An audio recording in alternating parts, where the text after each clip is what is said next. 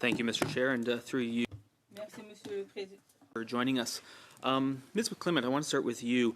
Am I correct, you've worked at the Privy Council office for about 20 years, or at least 20 years? Yes, Mr. Chair. Tomorrow, actually, I will have 30 years in the government. So I started in 1994 at the Department of Canadian Heritage as a management trainee, and I joined the Privy Council office working in plans and priorities in 2003. So congratulations on nearly 30 years. That's an excellent accomplishment. So you are very familiar with government and how government operates and your duties as a public servant. First of all, to whom do you report currently in your current position? I'm the Deputy Secretary to the Cabinet for Senior Personnel and Public Service Renewal.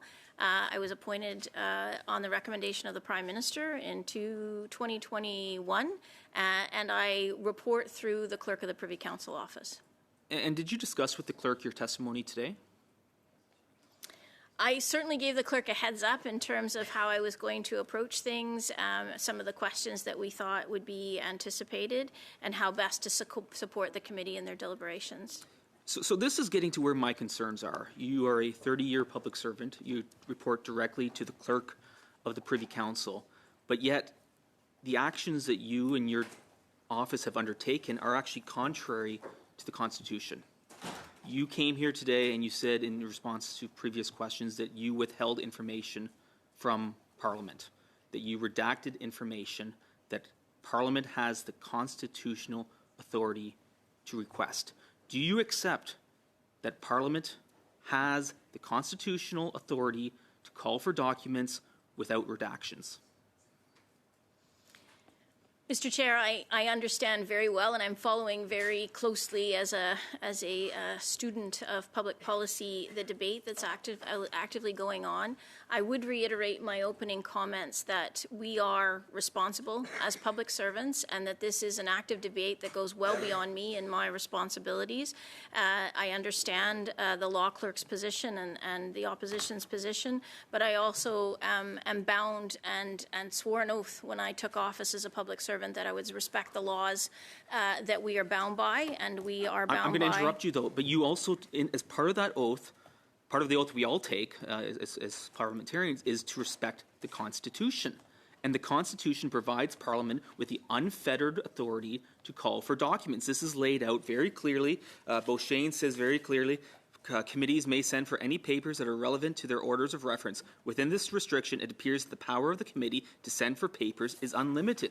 The law clerk has been very clear. Boskin-Gagnon is very clear. This helpful document here, based on principles firmly established in constitutional parliamentary law, and goes on to say, a house of a committee has the full authority to summon and compel the attendance and testimony of any person and to summon and compel the production of any document. It's very clear. There's no gray matter here. It's very clear. Parliament has the authority to request documents unredacted.